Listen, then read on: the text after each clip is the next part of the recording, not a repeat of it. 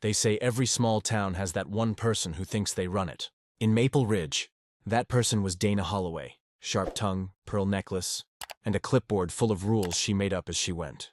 I'd kept my head down since moving here, focused on fixing up my property. An old mechanic's shop turned home. But the day she showed up at my gate, wagging her finger and calling me reckless, was the day everything changed. She stood there like she owned the place. Her SUV still running, air conditioner blasting. "You can't operate machinery past 7 p.m., she snapped. "This isn't some backwoods scrapyard. It's a community." I remember wiping grease off my hands and staring at her, calm as ever. "Ma'am, I'm working on my property, not yours." But Dana didn't like boundaries. She saw herself as the law, the self-appointed guardian of Maple Ridge standards. By the next morning, she'd filed a complaint with the HOA, called the county inspector, and even told neighbors I was running an illegal business. I thought she'd get bored and move on. Instead, she doubled down. 2 days later, a notice appeared on my gate. "Cease and desist operations. Property under review." My jaw tightened. She was trying to ruin me. That night, sitting in the dim light of my garage, I looked around at everything I'd built. My tools, my projects, the dreams she was trying to crush. And that's when I decided something. If she wanted a fight, she was about to get one. But I wouldn't raise my voice. I wouldn't stoop to her level. I'd do something better. Something that would make everyone see who Dana Holloway really was. I started digging, not with a shovel, but with records. County filings, HOA budgets, inspection logs. And within 3 days, I found a trail that led straight back to her. She wasn't just breaking rules. She was bending them for profit. A contractor listed under her nephew's name, fake invoices for community, maintenance, and missing funds that had been reallocated to her pet projects. When I saw the numbers, I actually laughed. Dana had called me reckless. But the truth? Her mistake was bigger than she could ever imagine. And it was about to blow up in her face. Because once I was done, she wouldn't just lose control. She'd lose everything. I didn't sleep much that night. My desk was covered in printouts and notes, highlighter marks tracing Dana Holloway's entire paper trail. Every transfer, every invoice, every maintenance expense, she'd slipped through the HOA books. It all told the same story. Corruption disguised as community care. The deeper I went, the uglier it got. She wasn't just pocketing funds. She was manipulating property valuations, pushing out old residents under bogus code violations, and selling their lots to developers she had lunch with. It was the kind of operation you'd expect in a city scheme, not a sleepy town like Maple Ridge. By sunrise, I had everything organized into a neat little folder. Digital copies, hard evidence, even her signature on one document that directly tied her to an unapproved transaction. But I wasn't ready to go public yet. No, timing was everything. Dana loved an audience, and if she was going to fall, she'd do it in front of the whole town. That morning, she pulled up to my gate again. Her voice carried that same smug tone. "You think ignoring me will make this go away? I've already contacted the county. You're finished, Mr. Cole." Mr. Cole.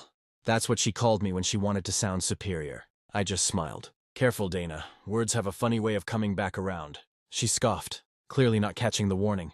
"Reckless men like you always burn out." When she drove off, I felt that quiet fire inside me ignite. Reckless, huh? Maybe, but at least I wasn't a fraud. That weekend, I showed up at the Maple Ridge Community Hall, the monthly HOA meeting, packed as usual. Dana stood at the front waving her folder, announcing new restrictions on unregulated property work. Her voice dripped with authority. "We need to protect our neighborhood from careless individuals who think the rules don't apply to them." I let her talk. Then, when the room settled, I stood.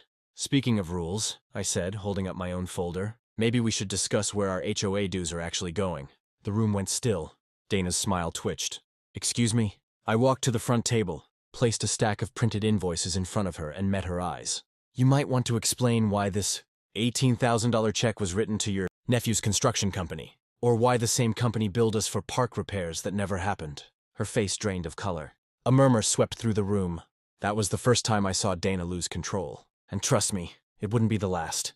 The silence in that room lasted longer than I expected. Dana Holloway, Queen of Maple Ridge, self-appointed ruler of the HOA, stood frozen, one hand gripping the lectern like it might steady her. The whispers around us grew louder, like wildfire crackling through dry grass. Finally, she forced a smile, though it looked more like a grimace.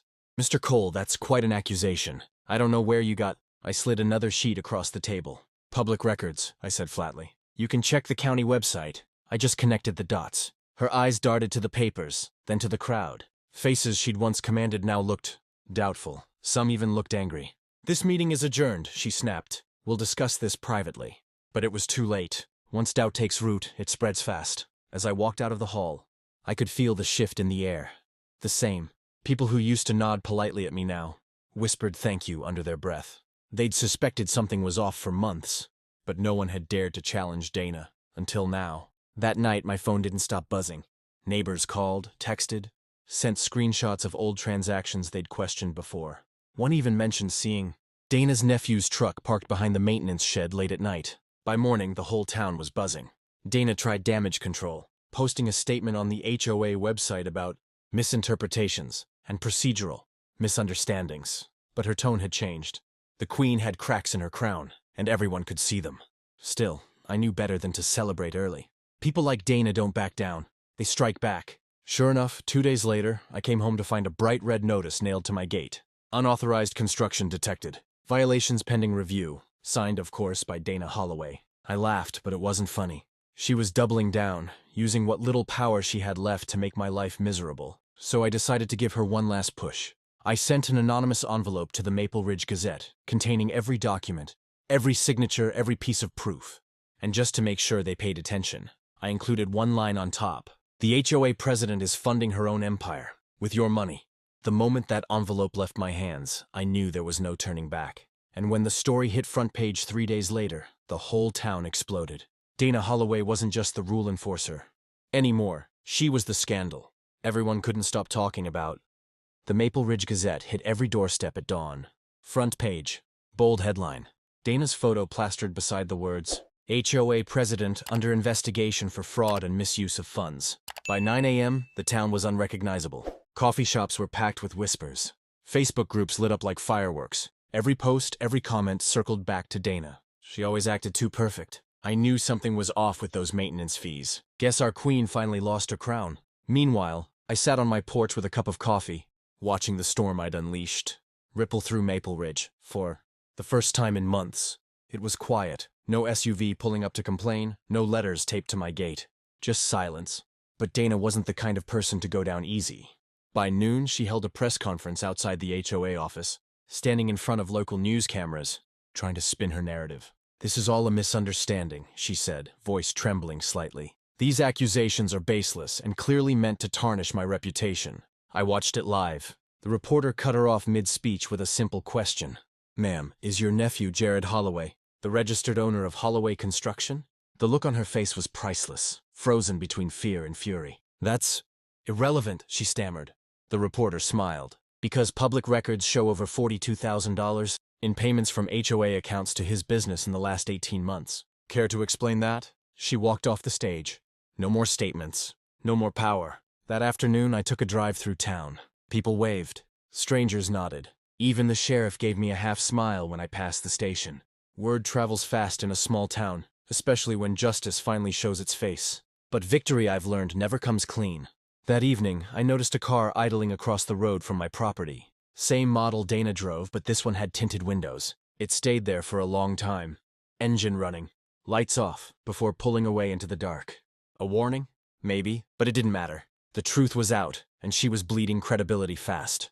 HOA members began demanding her resignation. Contractors she'd worked with started cutting ties. Even her friends, the ones who'd defended her at every meeting, were now silent.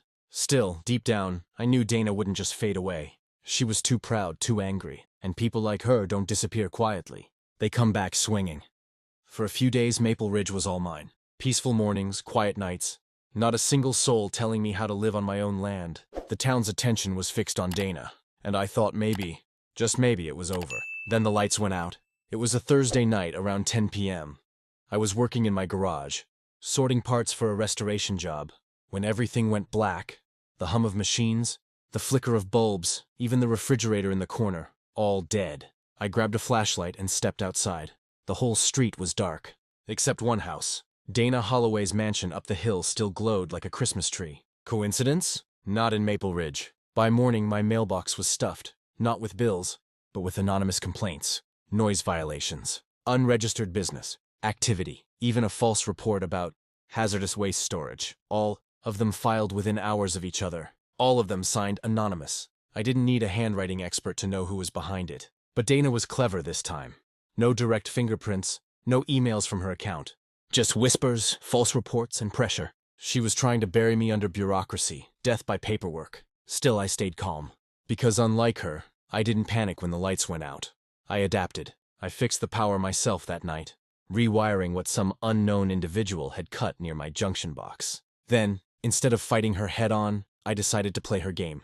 I documented everything, every complaint, every visit from county officers, every false accusation. I even installed cameras, catching the same silver SUV slowing down near my gate 3 nights in a row. By the third clip, I had what I needed, the license plate. It wasn't registered to Dana, of course. It belonged to her nephew, Jared, the same one tied to her company. The next day, I sent the footage, and a quiet tip to the same journalist who'd broken the original story.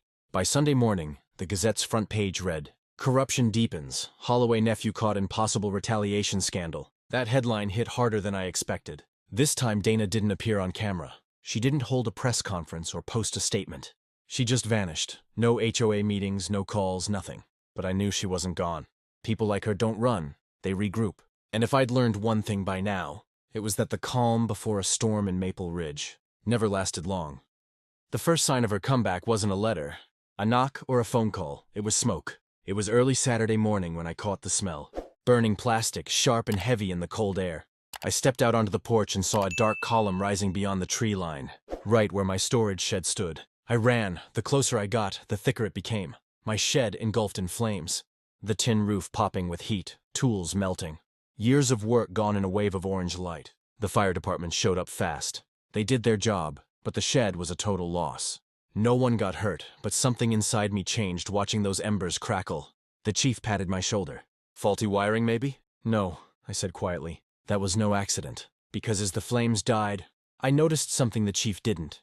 Fresh tire tracks behind the tree line. Same tread pattern I'd seen on Jared Holloway's truck in those camera clips. By noon, I was standing on the ashes, staring at what was left. Dana had officially taken this fight off the paper and into the dirt. I knew I could call the sheriff, file a report, make noise, but that's what she wanted. Me chasing smoke while she rebuilt her reputation behind the scenes. No, if she wanted war, she'd get one, but not on her terms. That evening I drove into town, parked across from the HOA office, lights still off since the scandal broke. And that's when I saw something, through the glass window. Boxes. Dozens of them stacked on tables. Curiosity got the better of me. I waited until the night deepened, then used the spare key Dana herself had handed me months ago when I first joined the HOA. Inside, the boxes weren't empty. They were filled with files, real estate records, renovation approvals, and hundreds of applications, stamped, signed, and marked approved under Dana's name. Most of them traced back to one address, her nephew's development company. She'd been flipping properties under the HOA's name for years. I took photos of every file, every signature, every damning page. When I left the office that night, the streets were dead quiet. But I swear, I could feel her watching. From somewhere in the dark, waiting for me to slip. What she didn't know was that I wasn't planning to slip. I was planning to make sure her fall was final and public. The sheriff called it a fact-finding meeting, but everyone treated it like a reckoning. After the Gazette printed the photos and file copies, the town had erupted. Neighbors who once nodded politely now demanded answers. Petitions were signed. Phone trees that had been quiet for years buzzed again. Dana came armed with outrage and a lawyer. She accused me of theft, claimed I'd broken in and stolen private HOA records. Her voice was sharp, practiced. The lawyer handed out talking points and reminded everyone about due process, as if that would steady the room. I didn't shout. Anger is hollow without proof. I laid out the evidence, photographs from the office, scanned invoices, county records, emails showing approvals for development projects tied to Holloway construction. The sheriff flipped through each page, asking calm, precise questions. I told the truth about taking photos and about the public nature of many HOA documents. When he asked if I'd taken anything else, I said no. Dana's story cracked. Her explanations, clerical errors, misplaced checks, innocent oversights, slid thinly across the table. A neighbor raised their hand and described a time Dana had pressured them to sign a consent form for a fake repair. Another recounted how a required inspection had been used as leverage to sell a lot. Each small confession built a larger picture. Outside the building, reporters circled, pens poised. Inside, the sheriff made notes, then said he would forward the case to the district attorney for review. That announcement felt louder than any verdict. It meant an official spotlight, a process outside of Dana's control. The hearing fractured the town. Some people rallied to her side, swayed by years of charm and dinners at her house. Others turned away, embarrassed at having trusted her. At the cafe, conversations no longer centered on trivial gossip. They were about accountability. At the church, the pastor announced a meeting to discuss community ethics. The hardware store owner said he'd return a donation he'd once accepted from the HOA. Dana left the hearing pale and furious. Her lawyer promised legal action and threatened countersuits. But when she walked through town afterward, she met eyes that saw her differently.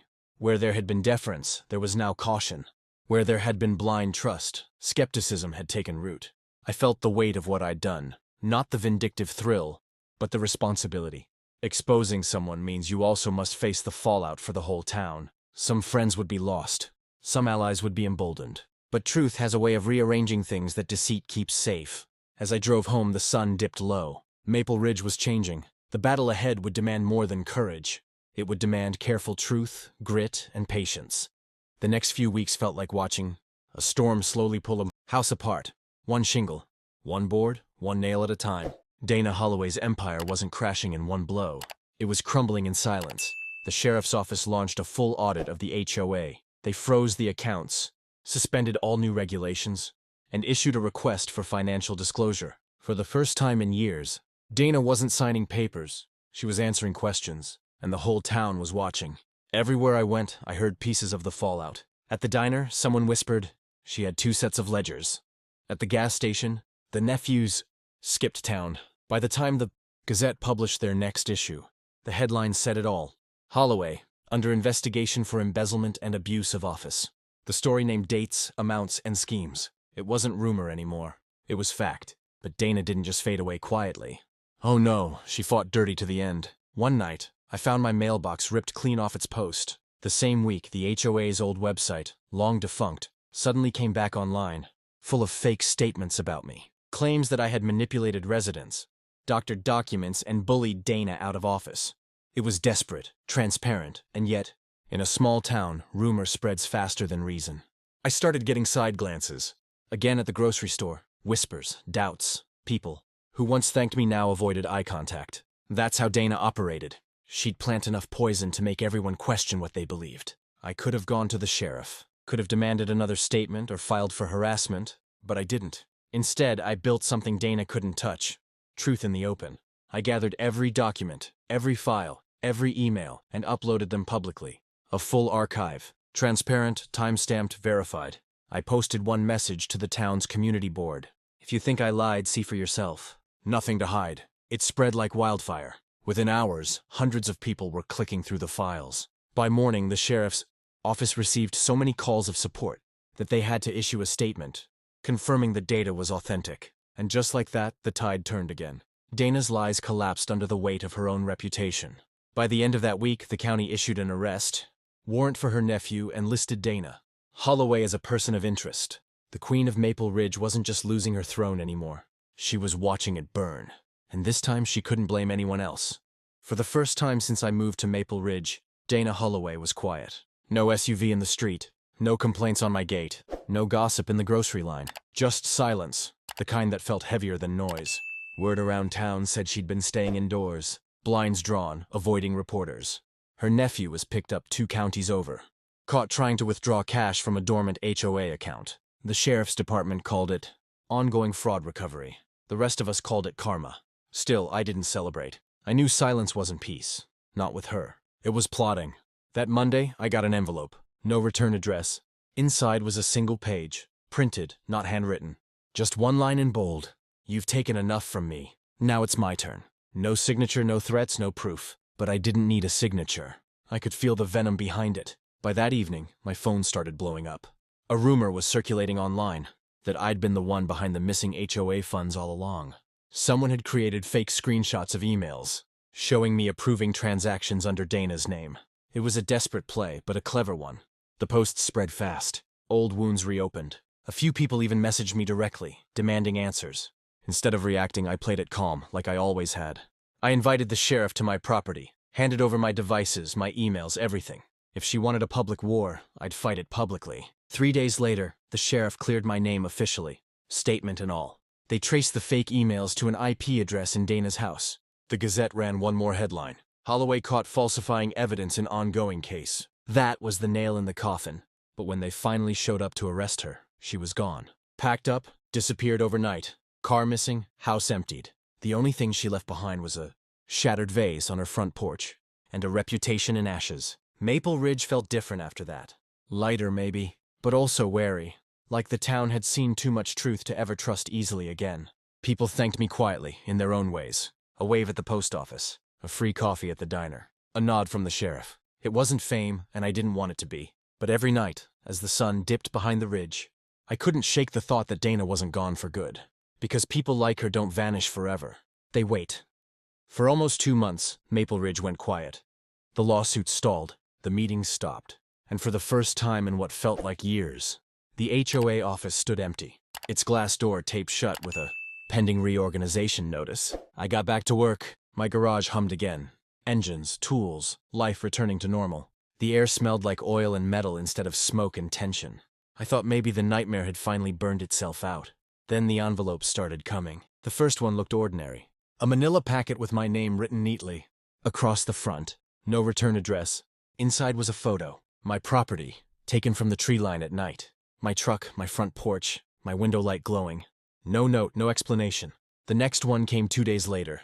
Another photo, closer this time, showing me in the garage, working late. Then another, and another. Different angles, same signature silence. By the 5th envelope, my stomach turned to stone. Whoever sent them knew my routines. When I worked, when I locked up, when I went inside. I checked my cameras. Nothing. Whoever was doing this knew how to avoid the lenses.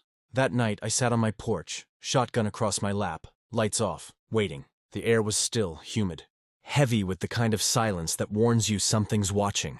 Around midnight, I heard it.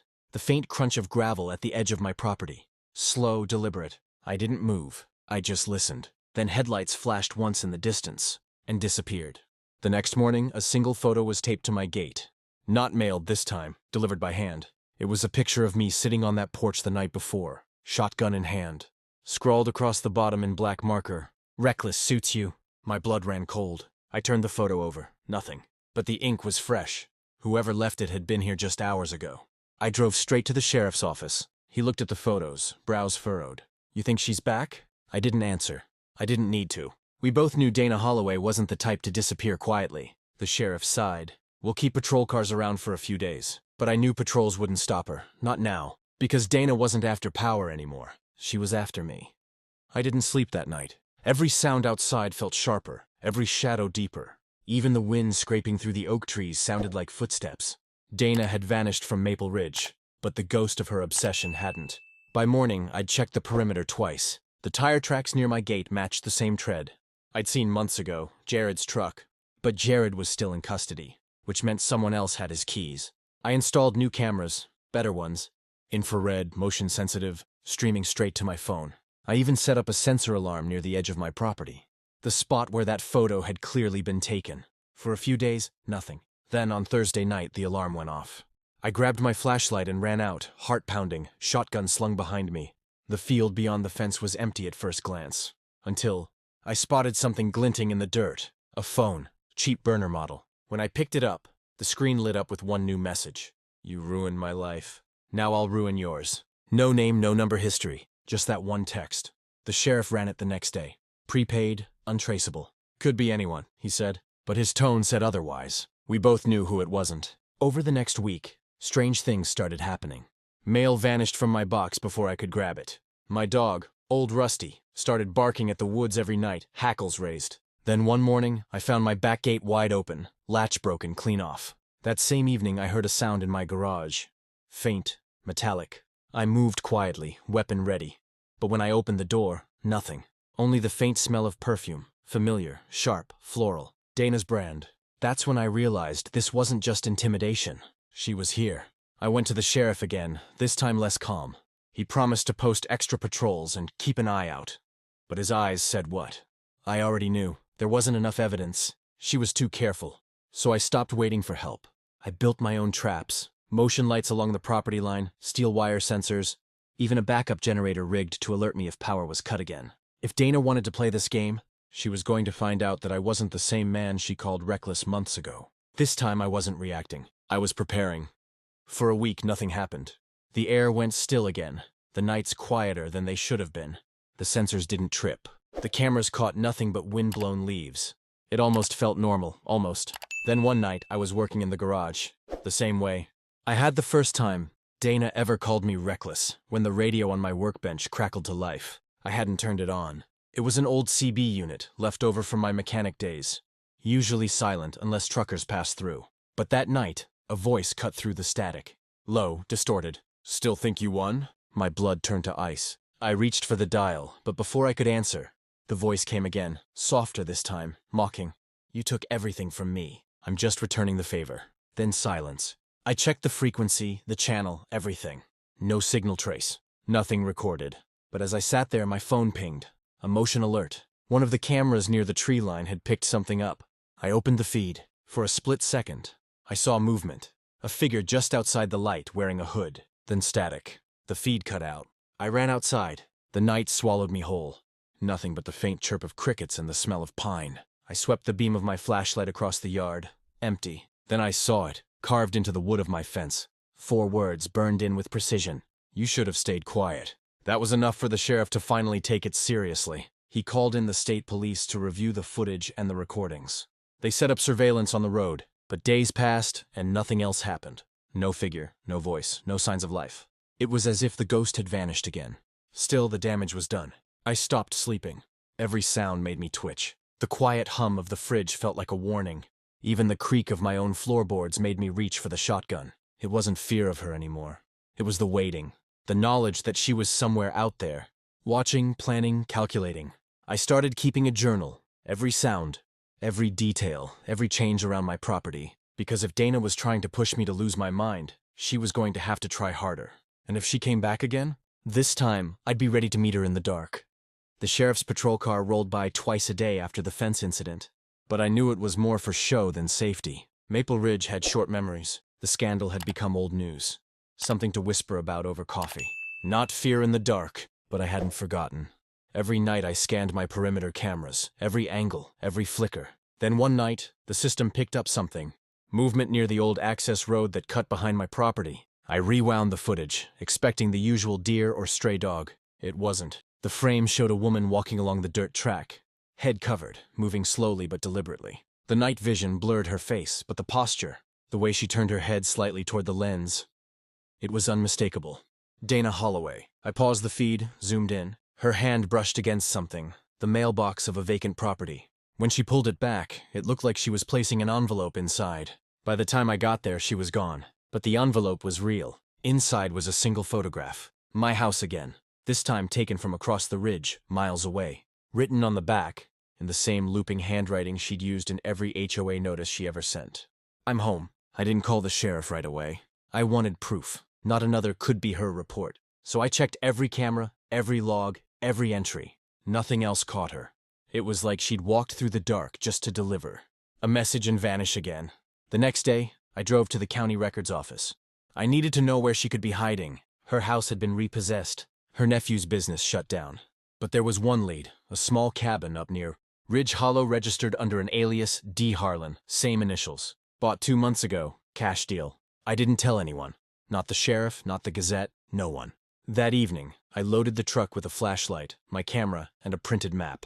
I told myself it was just reconnaissance, just to see if she was really there. The road up to Ridge Hollow was narrow and unmarked, overgrown with vines. My headlights cut through the fog, and halfway up I saw tire ruts, fresh ones. When I reached the bend near the top, I killed the engine and listened, and that's when I heard it. A faint humming sound, echoing through the trees. A voice. A woman's voice, singing. Slow, calm, familiar. Dana. The humming grew clearer as I crept up the dirt path. It was that same eerie tune she used to hum at HOA meetings. Off-key but somehow deliberate, like she wanted people to notice. Through the trees I saw a faint orange glow. A lantern flickered inside a small wooden cabin, the kind hunters used during winter. The porch sagged, boards splintered. Her truck, or one that looked just like it, sat behind a pile of stacked wood, half covered with a tarp. I killed my flashlight and moved closer, careful not to step on any twigs. Every instinct screamed at me to turn back, but this wasn't about curiosity anymore. This was survival. From the window I saw her. Dana Holloway, thinner than before, pale, hair pulled back, eyes hollow like she hadn't slept in weeks. She sat at a small table, scribbling in a notebook. Pages covered the floor around her. I zoomed in with my camera. The words on the pages were wild, rambling. My name appeared again and again, written in bold strokes. Crossed out, then rewritten. She looked up suddenly, straight at the window. I froze. For a moment, we just stared at each other through the glass. Her expression didn't show surprise. It showed recognition, like she'd been expecting me. Then she smiled. I backed away, fast. But before I could reach my truck, I heard the creak of the cabin door. "Leaving already?" Her voice carried through the still air. Calm. Too calm. I turned around. She stood on the porch, barefoot, that same notebook clutched to her chest. "You shouldn't be here," I said, keeping my tone steady. She tilted her head. "Neither should you. But we're both here, aren't we?" She started walking toward me. Slow steps, deliberate. "You ruined my life," she said. "You made them laugh at me. You made them forget who I was." "You did that yourself," I shot back. Her smile faded. "You think this is over? You think the town will still believe you when they see what I've got?" "What you've got?" I asked. She raised the notebook slightly. "Proof of what you did." I took a cautious step forward. "There's nothing in there but your madness." She let out a soft laugh. "Maybe, but madness makes people listen." Then she turned and walked back toward the cabin, leaving the door open. "If you really want the truth," she said, "come see what's inside." The lantern light flickered across her face, making her look almost ghostly. I hesitated at the threshold, because deep down I knew, once I stepped through that door, nothing would ever be the same again. The cabin smelled like old wood, kerosene, and something faintly metallic, like rust or dried blood. The air was heavy, the kind that presses on your chest. Dana walked ahead of me, her bare feet silent on the floorboards. The lantern light danced across the walls, revealing strange patterns, notes, photographs and maps tacked up everywhere. Strings of red yarn connected them like a crime board. Except the target wasn't a criminal. It was me. Every square inch of wall space was covered in documentation. Copies of old HOA letters, satellite photos of my property, utility records, even my court hearing transcripts. Some had notes scribbled over them in red marker. "Manipulative, dangerous, liar." "This," she said, gesturing to the chaos, "is what they never saw. The truth about you." I turned to her, steadying my voice. "You've been following me." She smiled faintly. "Following?" "No, watching, observing, collecting what people ignore. Dana, this is obsession. Obsession is what you call it when someone won't let you rewrite history." She sat at the table, opened the notebook, and slid it toward me. "Go ahead, read it." Inside were detailed entries, dates, conversations, sightings. Every chapter of her downfall, rewritten with me as the villain. According to her, I'd blackmailed the HOA board, falsified property reports, even bribed the sheriff. None of it was true, but the level of detail made it feel almost real. "You made all this up," I said. Her eyes glinted. "Did I? Or did you just convince yourself you didn't?" For a moment, the silence was unbearable. Then I noticed something in the corner, a small recorder, light blinking red. She'd been recording this entire encounter. I reached for it, but she snatched it up first. Ah, she said softly. "You're not going to erase the truth again." I could feel the anger boiling now. "You're sick, Dana. You need help." She stepped closer, voice dropping to a whisper. "And you need redemption. Maybe this time you'll finally confess, on camera." Then she pointed toward the shelf behind me. A small camcorder was running, aimed directly at where I stood. "Everyone will see," she said. "Everyone will finally understand who you really are." But as she smiled, something behind her caught my eye. A fuse box on the wall, humming faintly. Wires running from it across the room and under the floorboards. Something wasn't right. "Dana," I said slowly, backing away. "What did you do?" Her smile widened. "Just making sure I'm remembered." The hum grew louder, and that's when I realized the cabin wasn't just her hideout. It was her trap.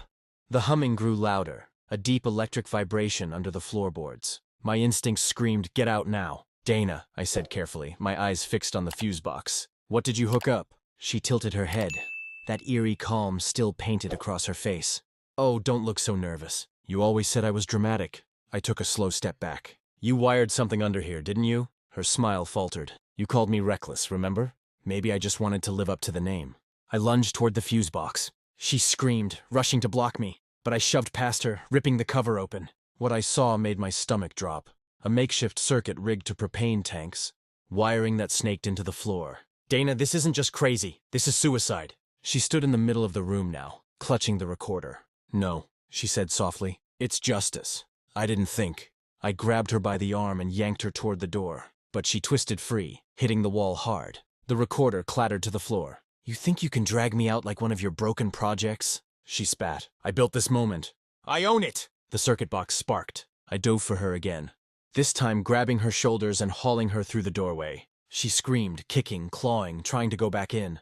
The lantern toppled. A flash, a roar. The explosion threw both of us into the dirt. The cabin went up in a bloom of fire and shattered wood. The heat slammed into my back like a furnace. I rolled over, coughing, shielding my eyes as flaming debris rained down. Dana lay a few feet away, dazed but alive, staring blankly at the inferno. Look at it, she whispered. Now they'll finally believe me. Believe what? I shouted over the crackling flames. That you destroy everything you touch. She tried to stand, but her legs gave out. I dragged her away as the roof caved in. The explosion echoed through the valley, lighting up the ridge like a sunrise of fire. When the sheriff's deputies found us, she was still muttering my name, half accusation, half confession. They pulled her into the ambulance, wrapped me in a blanket, and one deputy whispered, "You're lucky to be alive." I looked back at the burning wreckage, glowing orange against the night. Lucky wasn't the word, because deep down I knew the fire didn't end anything. It only made her story louder. The flames burned through the night. By dawn, all that was left of Dana's cabin was a blackened skeleton, beams twisted, ash floating like snow. Fire marshals called it a freak accident, but we both knew better. I gave my statement at the sheriff's office. They wrote everything down, the traps, the wires, the explosion. But when I mentioned her recorder, their expressions changed. What recorder? The deputy asked. It was in her hand, I said. She was taping everything. They exchanged a glance. Nothing like that was found on site. That stopped me cold. You're telling me it just disappeared? Could have been destroyed in the fire, one said too casually. But I knew Dana. She wouldn't risk her masterpiece burning up. She'd hidden a copy somewhere. By midday, the story hit local news. Maple Ridge woman, injured in cabin explosion. The headlines painted me like a suspect, not a survivor. They used phrases like long-standing feud and reckless dispute turned tragic. There it was again, reckless. Her favorite word. Neighbors avoided me at the gas station. Some stared, others muttered under their breath. I could feel her story spreading like smoke, twisting the truth before I could speak it. That evening, the sheriff stopped by my house. His face was tight, eyes wary. She's awake, he said. Dana's in county medical. Wants to talk to you. I almost laughed. You can't be serious. She insists. Says she's got something you need to hear. Says it'll clear your name. That last part caught me. The next morning I went. The hospital smelled of antiseptic and dread. They led me to her room. Bandages on her arms, burns down her neck. But those eyes were the same, cold, unbroken. You came, she whispered. Why call me? I asked. She smiled weakly. Because you deserve to know what comes next. What's that supposed to mean? She turned her head toward the bedside table. A small envelope rested there, my name written on it. I mailed the rest, she said. Before you came to the cabin. Copies, files, footage. Everything. The world will see it soon. I felt the blood drain from my face. What did you send? Just the truth, she said, smiling faintly. My truth. The heart monitor beeped steadily as I stood there, realizing what she'd done. She hadn't needed to kill me in that explosion. She'd planned something worse. Dana had built her legacy, not in fire but in story, and she just lit the fuse. By the next morning, the fallout hit like a bomb. The local news ran with Dana's narrative before I even had a chance to breathe. A video surfaced online, clipped, edited, perfectly framed. It showed me yelling, storming into her cabin, grabbing her by the arm before the explosion. No context. No mention of the propane, the wires, or the trap. The caption read, "Local man confronts former HOA president, ends in explosion." Within hours it went viral. People I hadn't seen in years started messaging me, asking if it was true. The sheriff's office was flooded with calls. Even the state investigators began circling back, suddenly reopening the case. Dana's story had done what she always wanted, made her a martyr. I watched in silence as her face flashed across every local station. Bandaged, fragile, painted as a victim. She looked straight into the camera, voice trembling. I tried to reason with him, she said softly, but he always thought he was above the rules. I just wanted peace. I never wanted this. The reporter nodded solemnly. The world swallowed her words whole. My phone buzzed nonstop. Threats, insults, strangers calling me a monster. I tried to explain, to post the truth online, but every comment I made was buried under waves of hate. Then, late that night, I got an email from an address I didn't recognize. No subject line, no text, just one attachment, a video file. I opened it. The footage was from inside the cabin. the camera Dana had hidden on the shelf. It showed everything. The setup, her threats, the propane wiring, her confession that it was justice. But there was a catch. Halfway through, the video glitched. The explosion cut it off before the final seconds. Still, it was enough. Proof that I hadn't imagined any of it. I didn't know who sent it, but the timestamp was before the fire. Someone had copied her files. I sent it straight to the sheriff. Within an hour, he called back. His voice was sharp, urgent. "Where did you get this?" "I don't know," I said, "but it's real." He was silent for a long moment. Then, "If this leaks before we confirm it, she's finished. And maybe you with her." That's when I realized something terrifying. Someone else, someone outside all this, had been watching both of us the whole time, and they'd just chosen when to play their hand. By sunrise, the sheriff called again. His tone was clipped, uneasy. "We need to talk," he said. "In person." When I arrived at the station, he didn't even wait for me to sit down. He closed the blinds, locked the door, and set a USB drive on the table. "We traced the file's origin," he said quietly. "It didn't come from her, or you." I frowned. "Then who?" He slid a photo across the desk, grainy, pulled from a security cam. A man, late 40s, standing outside the Ridge Hollow trailhead the night before the explosion. "Recognize him?" I shook my head. "That's Rick Dalton," the sheriff said. "Private investigator. Hired by Dana Holloway 3 months ago. Turns out she paid him to monitor potential threats. You, specifically." I leaned back, cold realization hitting me. "So he was the one watching us?" The sheriff nodded. "Until she stopped paying him. Guess he decided to keep a little leverage for himself." That explained the email and the footage. Rick had been recording both sides, waiting for the perfect time to sell the story. "What's he want?" I asked. The sheriff sighed. "Money, attention, maybe both. He's shopping the footage around to networks, claiming there's more, stuff that'll blow the case wide open." I laughed bitterly. "So now I'm just a character in their circus." He looked at me steadily. "That's exactly what you are. And unless we get ahead of it, he'll make sure everyone believes her version, not yours." For the next 2 days, I barely slept. Every station ran some variation of the same headline. "New evidence in the Maple Ridge. Explosion." Each one twisted the story differently. One painted me as a hero, another as a violent ex-neighbor. Truth had become just another story to edit. But on the third night, I got another message. This time, a video call request from an unknown number. Against every instinct, I answered. Rick Dalton appeared on screen, grinning like a man who'd won the lottery. "Quite the mess you two made," he said. "What do you want?" I asked. He leaned closer. "Simple. You pay me 50 grand and I'll release the real footage, unedited. You'll come out clean. She'll look insane, or what? Or I sell it to the networks and let the world decide." The call ended before I could respond. For a moment, all I could do was stare at my reflection in the black screen. The man Dana called reckless, now cornered by her last mistake. Except this time I wasn't running. This time I was going to end it my way. I didn't sleep that night. I sat in my workshop, staring at the flickering feed from my security cameras, waiting for the moment everything came crashing together. Rick Dalton had underestimated one thing, the same thing Dana did. I wasn't the man they thought they could corner. At dawn, I drove to the ridge. Hollow ruins, the ashes of Dana's cabin still, damp from last week's rain. I brought a camera of my own, one that streamed directly to multiple news outlets I'd contacted anonymously. If Rick wanted a show, I'd give him one. The sheriff was right about one thing. This story had gone too far to contain, so I decided to burn it clean. At exactly 8:30 a.m., Rick showed up.